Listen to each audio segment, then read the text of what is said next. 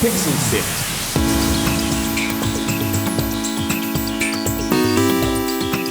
Hello and welcome to Pixel Sift. Now, if this is your first time listening to the show, welcome. On Pixel Sift, we speak to the creative minds of video games, interactive media, and we find out their stories. What does it actually take to make some of those experiences that you love? And joining us to share their game Mini Motorways is Casey Lucas-Quaid from New Zealand-based Dinosaur Polo Club. Thanks so much for joining us. Hey, thanks so much for having me, guys. Kia ora from Wellington. So, I have to say I absolutely loved the first release from Dinosaur Polo Club in this similar vein, Mini Metro. So super excited to have a chat about it. And it's, I guess you could say, maybe successor in the form of Mini Motorways. So let's get into it. Hey there, if you're enjoying the show and you want to hear more, subscribe to Pixel Sift on Apple Podcasts, Pocket Casts, Spotify, or listen on pixelsift.com.au. See you there. Now, Mini Motorways is the follow-up to that groundbreaking minimalist public transport planning game, Mini Metro. It came out on a number of different platforms before making its way to mobile. But Mini Motorways has initially launched on the Apple Arcade and is making its way to Steam on PC and Mac this week. And now, Casey, for people who haven't ever come across the game before, how would you describe what Mini Motorways is? So this is always kind of a tricky one because we are masochists who love to make games that kind of steal bits and pieces of a bunch of different genres without ever quite confining to one particular genre. So I've always said that Mini Motorways kind of exists at the intersection of strategy, sim, and puzzler. Kind of, it's got elements of all three of those, where you're simulating the traffic flow in a city. But obviously the strategy element is the fact that you have to keep traffic moving despite the fact that there are many obstacles in your path. But the puzzler element comes in because you have predetermined terrain like you had in Mini Metro, and then the random spawns as well. And then once a building spawns, it's kind of there, and you just sort of have to problem solve your way around it. So yeah, it's a game about drawing the roads between homes and destinations to kind of get your commuters to where they need to go. When we spoke to Peter Curry, when Mini Metro first came out, famously New Zealand didn't have any subways, but obviously New Zealand's got roads. So what are sort of the elements that are included in this that you can kind of draw on? Because I know there were a lot of references to local sort of environs and levels in this actual first game. Is that sort of replicated in this new game as well? Well, it's actually kind of funny that you mentioned that because no, it wasn't included solely as a dig, but the Auckland level in Mini Metro was almost kind of inserted there slightly as a joke, just because the joke is if you look at the order in which all of the cities in Mini Metro are displayed on the carousel, they're actually not displayed in the order in which we added them to the game. They're displayed in the order in which the metro systems opened. And the reason why Auckland is all the way at the very end is because we decided that its metro system wouldn't open until the year 2300 or so. So that's about where we're at with infrastructure in New Zealand, and I feel qualified to razz on it a little bit because I actually worked for NZTA, the New Zealand Transport Association, before I worked in game dev. So yeah, it's quite funny. One of the things that was, I guess, special about Mini Metro was the complexity that could come from what on the surface looked like a pretty simple set of tools and definitely a simple and clean aesthetic. What was it about that same kind of possibility space that made the team want to return to those kind of similar mechanics and that similar sort of design and expand on it in what we see in Mini Motorways? I think part of it is just the fact that our art team loves kind of nailing the gradient between stylized abstract and realistic representation, and they just love playing around with that, and especially with the various different bright color palettes that you see in the game as well. That's just sort of the stuff that our art team loves to tinker with. And for the design team, they've always considered that it would be fun to kind of expand on the idea of Mini Metro, but with kind of a few extra layers of complexity, because of course with Mini Metro, it's a staggeringly complex game compared to what it looks like on the surface, but you do have the one aspect that kind of keeps it from getting as complex as Mini Motorways is just the fact that all the cars are running on lines, and there's only so much as far as like complex pathfinding and sheer can I cuss on here? You guys are Australians. I'm assuming I can cuss. Go ahead. Right, just that kind of sheer like what the just happened factor isn't quite as possible in Mini Metro, simply because when things are on lines, you can predict where they're going to go. And so the level of procedural generation in Mini Motorways is just kind of that extra level up where things can get a little bit more unpredictable. Your houses kind of sort of tend to stay in neighborhoods, and then they don't. And we were just excited to kind of take a very similar concept and execute it in a way that would allow it to be a little bit more complex and a little bit more unpredictable. What are some of the lessons that have been learnt in that time? Because I know that Mini Metro was really iterative. It sort of sounded like it had lots of updates and kind of expanded as it went along. Coming into a sort of spiritual successor or a sequel, lessons that have been applied to the development of this game. Oh, that's an excellent question. Well, as far as iteration goes, the very, very early prototypes for Mini Motorways, before we settled on the early prototype of what became the finished game, our programmer and designer Tana Tanoi actually covers this in a talk that he did for GCAP in greater detail. But the long and short of it is there were actually 20 prototypes before we got to what kind of looks like the game you see before you. We tried hex grids, we tried no grid, and then eventually we settled on both an aesthetic and a game feel kind of more inspired by map apps than games. So we were wanting to take some familiar, intuitive game design that people would be able to just flick it open and be like, oh, okay, this kind of looks like when I look up directions on my phone. And that sort of, once we nailed that down, that sort of informed the rest of the iterative journey. And as far as kind of how things have progressed from there, it's interesting to think about because we've done a lot with Mini Motorways between its launch in 2019 on Apple Arcade and now, compared to the same amount of time that passed on Mini Metro.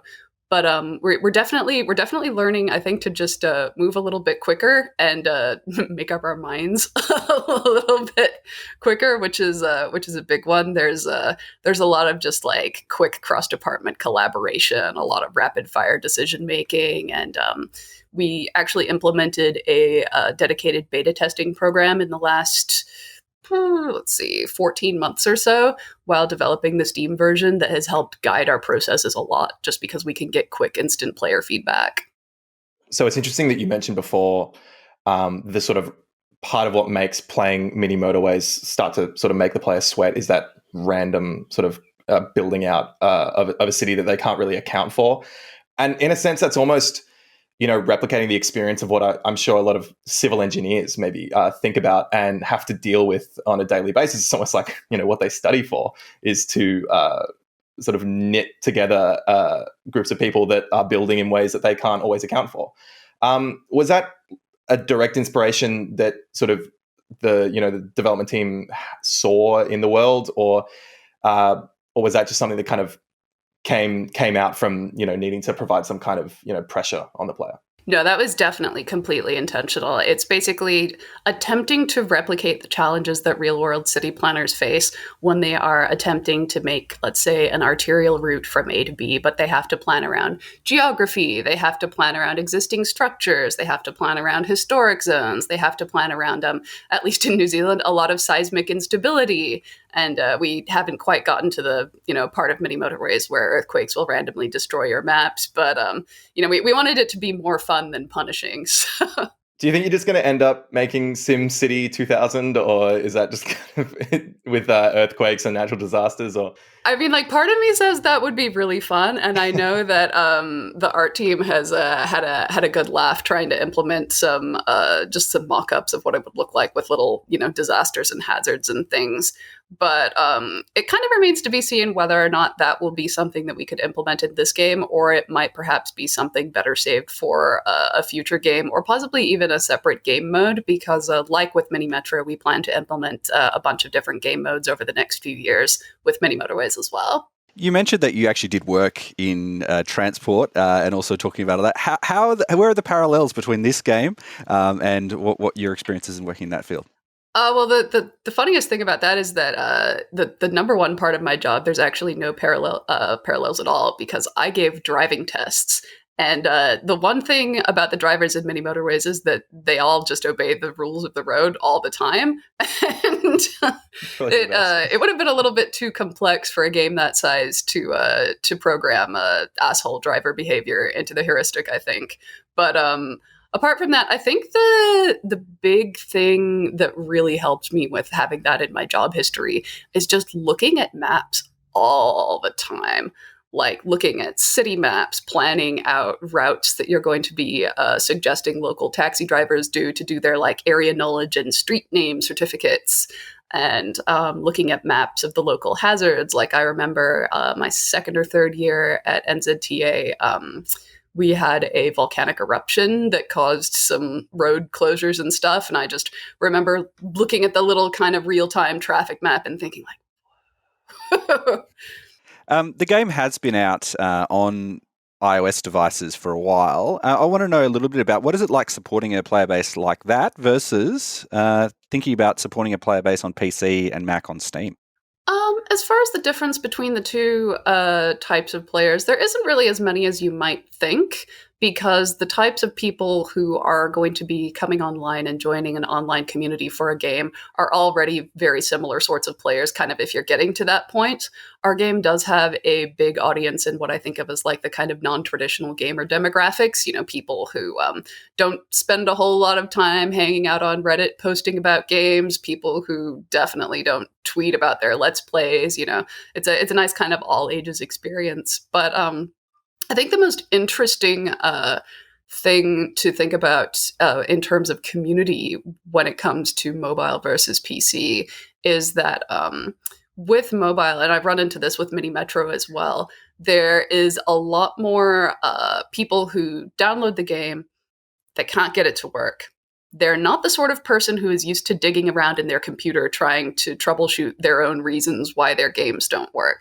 And when you communicate with them, they might not even know the terminology to explain what is happening, because they might be someone who got an iPhone from their granddaughter, and this just happened to be the second game that they clicked on. And so it's definitely a game where you execute a lot of kind of non-traditional gamer communication, and there's just a lot more talking to people like they're people, which is actually quite cool. Have you got a good example of one of the weirdest support requests that you had and you were able to help someone with? Oh, that's an excellent question.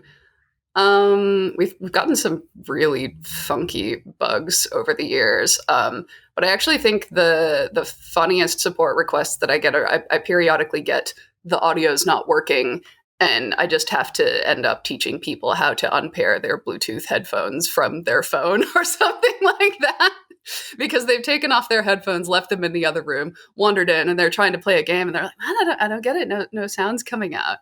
And yeah, we've all done that. So it's interesting that you mentioned before about how I guess there's a similarity between the design behind Metro Motorways and things like Google Maps or Apple Maps and stuff like that. And that does remind me about, you know, when people are first interacting with a smartphone or a tablet, you know, they've got their kind of pre-installed suite of apps that they interact with, and they're probably going to use Apple Maps or Google Maps to, you know, look up a store or something like that. And I guess it does just remind me that, like, when your game can be so closely, I guess, visually linked to something that they have experienced before, it's almost like a lot of that language is already there, which is maybe key to what makes it appealing. I have a fun tidbit I can add about that, just because this is something we don't get asked about a lot, and I can kind of segue that into what you said. Segue away. So can either of you guess what our other big visual inspiration was apart from map apps with this game? Trying to look at my background at the moment. I'm trying to have a look at move out of the top way. there. Move out of the way. It looks like Monopoly to me.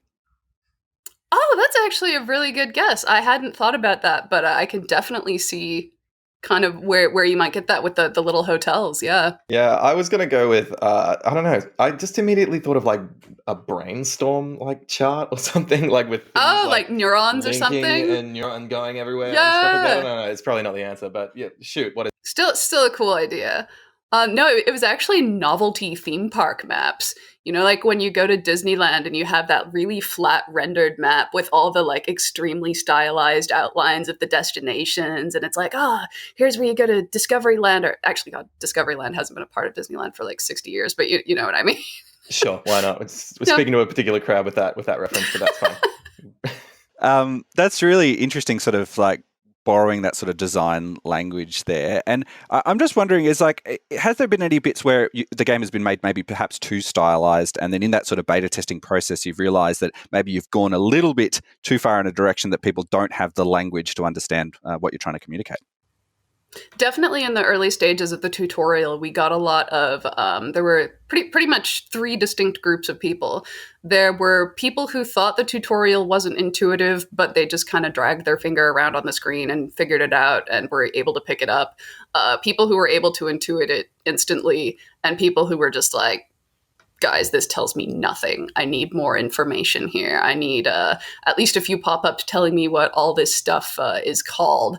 And so one of the things that we did while preparing for the Steam release was a complete overhaul of the tutorial with some help from our new beta testers, as well as a whole bunch of local testers who we actually had come into the office and tinker around with it. We tried to get people who were sort of outside the core gamer audience, and I think that ended up helping a lot, because one thing that you have to be kind of cognizant of when you're designing a tutorial is that if you are recruiting your testers from the sorts of people who are likely to apply to test video games, they already have a pre-existing level of knowledge that's higher than the average consumer. And so you have to kind of go out of your way to find people who might not have that foundation of knowledge to make sure that you're catering to the broadest possible group and the broadest possible level of understanding. And where do you find those people? All over the place, man.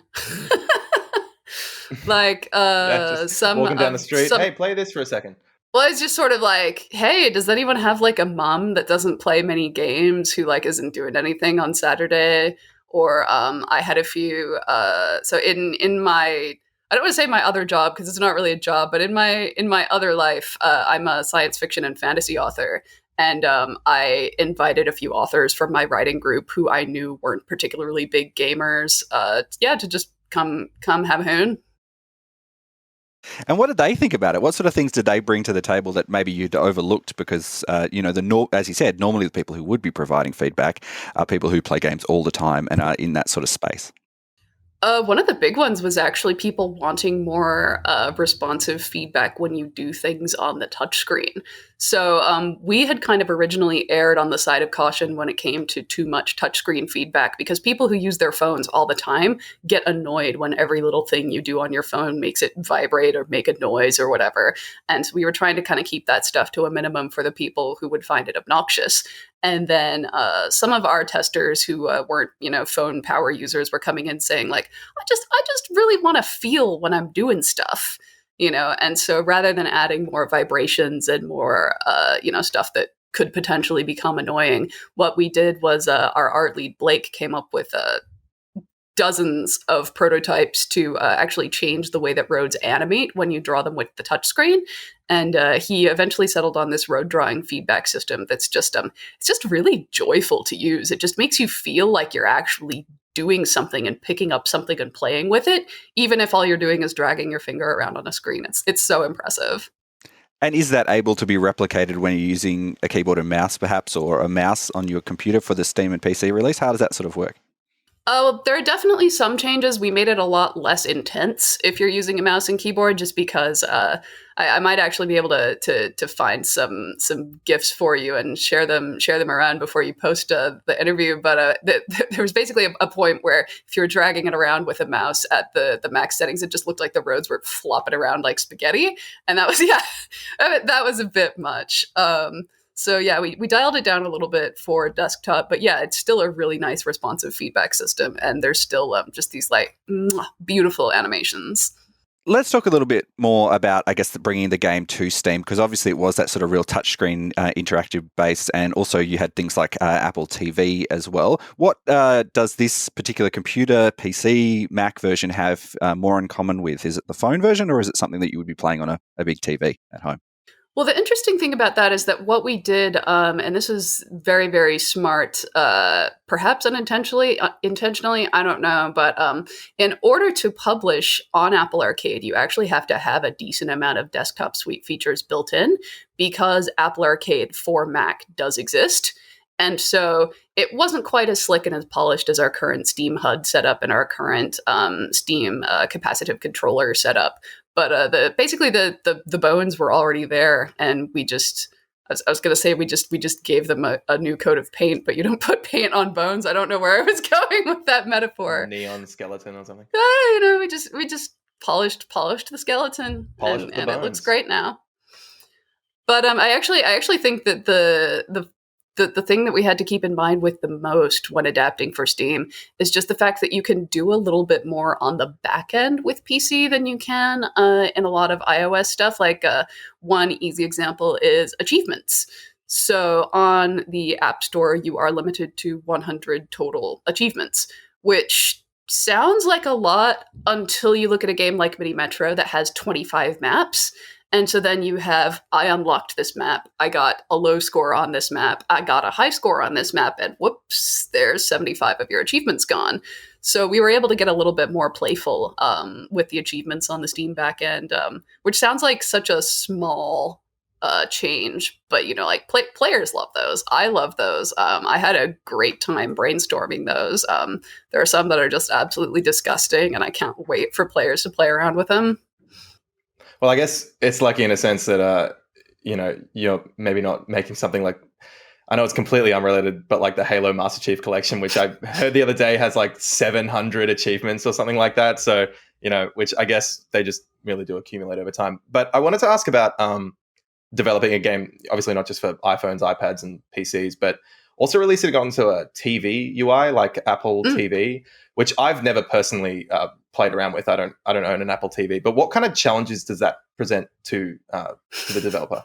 The biggest challenge that I personally faced was I cannot stress how humbling of an experience it was to try to do QA for your own game when you're playing with a 2-button Siri remote compared to like any sort of controller system that you are used to using. It's very, it's a powerfully humbling experience. But the other good thing about it is that if you are testing and developing a game for those big Apple TVs, is that it's a very motivating factor to make sure that you are creating a game with really crisp anti-aliasing, visuals that look absolutely gorgeous on a huge TV. Our programmer Joseph put so much extra work into some of our shaders and some of the motorway shadows and just the layering of the visuals, especially in some of our new maps.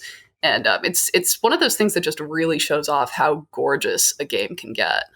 Is there like an idle mode in Mini Motorways at all? Because I would definitely, if given the chance, just chuck it on and just watch something kind of like proc jan across the TV screen. It's got that kind of I think that the technical term for it is and I'm probably going to pronounce this wrong, Wurzelfaktor, which is ant farminess.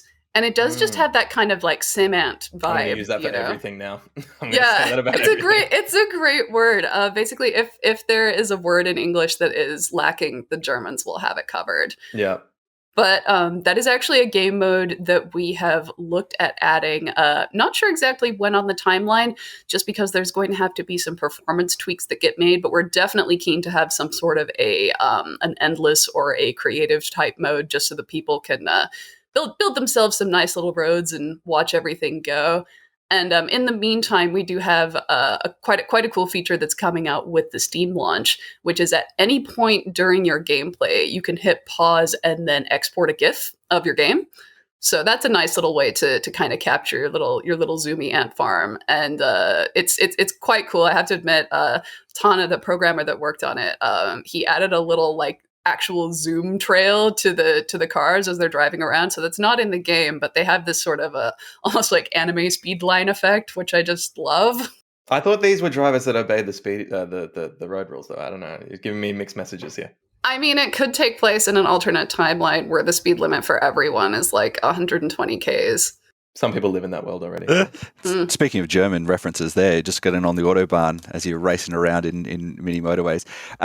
Casey, I'd like to ask a little bit about your experience as being a community manager in this particular space and sort of the frameworks that you use, because we have a lot of developers who listen to our show, to build it so that people can, one, set up the good rules for your community, but also make sure that you can handle it when it gets to a scale that is bigger than just one person. Yeah, definitely. And we are just about reaching that point.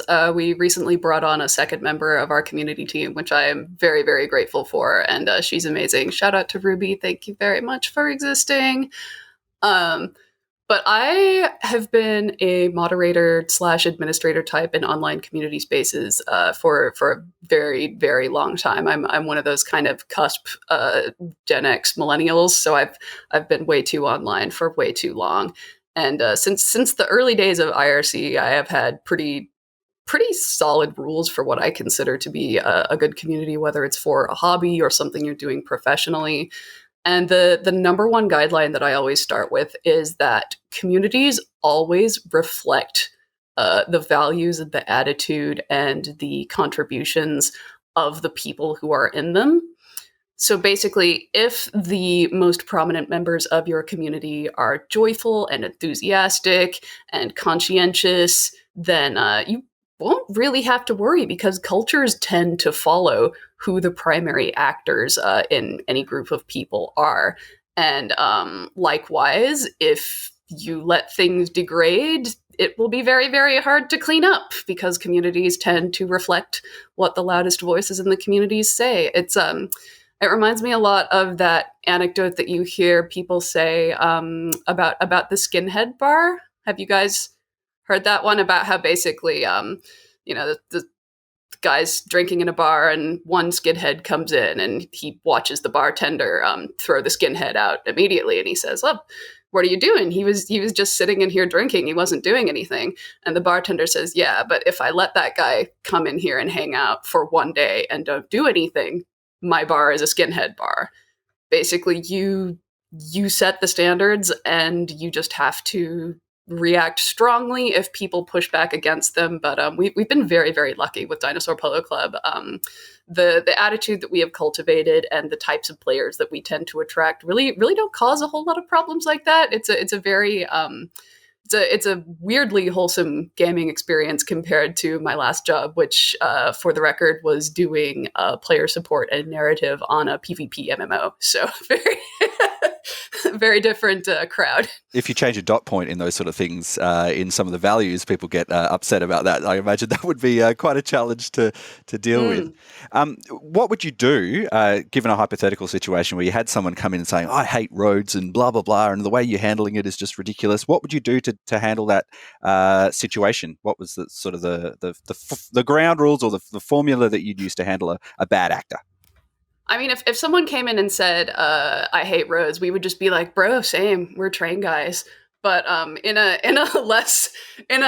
more vitriolic context where someone was saying something that was more actually damaging, I'm really firm with people like that. I have no issue with speaking my mind, and we try very, very hard in our community spaces to let people know that as long as they are excited to be there and as long as they are positive and enthusiastic, we almost never moderate people.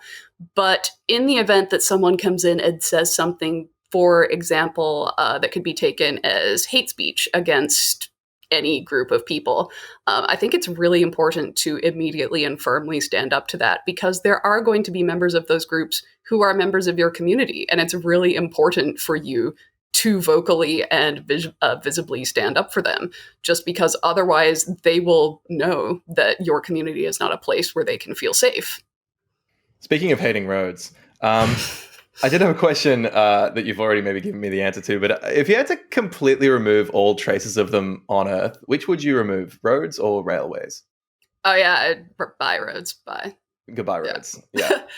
Yeah, I mean, like when you think about it, there is a certain, I'd hesitate to call it political, but there is definitely a certain artist statement that can be inferred from a game where there are no enemies per se, but the man versus environment that you are fighting against is endless growth in restricted geography, and the traffic caused by out-of-control growth that is not mitigated by any factors, and evidence that if your city subsists solely on single-occupancy vehicles, you are doomed to fail and will literally always get a game over. Yeah, I guess that's a difference that I see, in Mini Metro, is like that game feels more like just sort of problem solving in an almost endless possibility space. You've got the white field. There's not a lot that you're actually kind of interacting with outside of your lines and the people on those lines. Whereas in the case of Mini Motorways, yeah, it's interesting that you talk about there being some kind of maybe political angle to be inferred about the nature of what it means to endlessly build out. And when you add in that degree of kind of uncontrolled growth that someone who designs roads isn't in control of either, it does kind of speak to a degree of, it's like maybe an unhealthy relationship there. Yeah, exactly. And I think I'm always quite tickled when I get these emails because on our player support email and our suggestions inbox, very, very frequently we get messages from players that are like, hey, so I'm really having trouble getting past X score because, it's just not efficient to have all these cars driving around. And no matter how good I do, I can't ever seem to get past a certain degree. Haven't you ever thought about adding things like buses or trains? And it's just like, yeah, wouldn't every city be better if it had a few of those? Yeah. Maybe think about that for a bit. I mean, was that a possibility that was ever entertained by the team? Because obviously a city is made up of multiple different parts, right? Could there be a rail layer that sits underneath of the Mini Motorways as well? Yeah, that's definitely something we have considered. And in some of the early mock-ups, and again, if anyone is curious, you can look up Tana Tanoe's GCAP talk from last year, The Bumpy Road to Success, I believe it was called, Building Mini Motorways. Some of our early prototypes, which you can see in there, actually had things like ferries going up and down the waterways carrying passengers. And then the other obstacle would be that, like, when a boat is coming through, your bridge opens up and cars can't drive over the bridge. So it's definitely like an extra layer of complexity. And I'm not going to say that we've totally ruled it out, but at the moment, we're definitely keeping the cars and the roads as the game's core function. And is that just with simplicity in mind?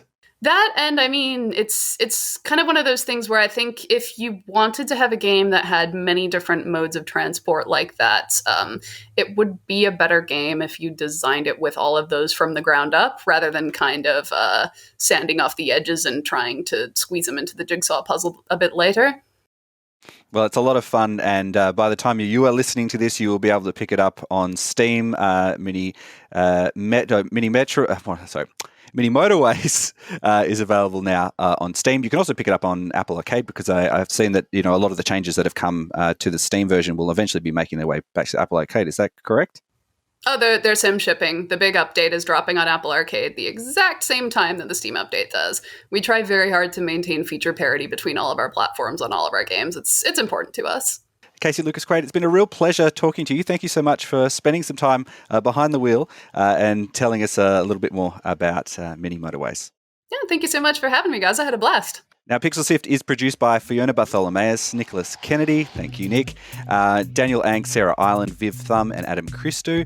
Mitch Lowe is our senior producer, and I'm Gianni Giovanni. I'm the executive producer. As always, we'll be putting links to everything we've talked about in the show notes of this, so you can head to our website, which is pixelsift.com.au, or in your podcast player. If you're listening to it right now, you'll see links to where you can find the games that we talk about there. And you can give us a follow as well on Twitter, on Facebook or Instagram. Just search for Pixel Sift. That's Pixel Sift on all the social medias. And you can also come and join us on Discord. We'd love to have you over there as well. That's pixelsift.com.au/Discord, where you can share your creative work, talk about topics and games and anything else, talk about how much fun you're having with Mini Motorways. Pixelsift.com.au/Discord. And please Share this show. It's the number one free thing you can do to support us. So, word of mouth is really important to indie podcasts like this. So please do let your friends know if you reckon they'll enjoy it. And I promise you that they will. So send them a link, make it easy for them to take part in the show, and we'll love you forever. That's all for this week. Thank you for joining us. And until next time, have fun.